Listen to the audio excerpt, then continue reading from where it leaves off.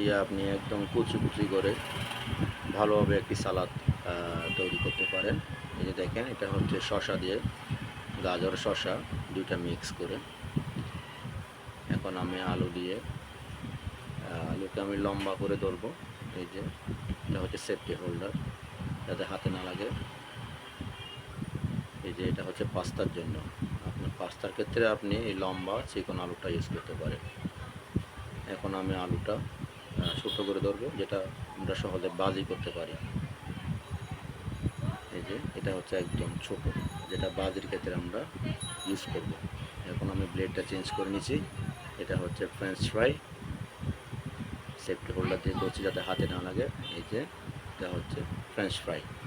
Cabbage সালাদ, এই যে বাঁধাকপির ভাজিটা আমি একটা লেভেলে করেছি, আপনি চাইলে বিভিন্ন সাইজে করতে পারেন। এই যে কত সুন্দর। এটা হচ্ছে করলা ভাজি।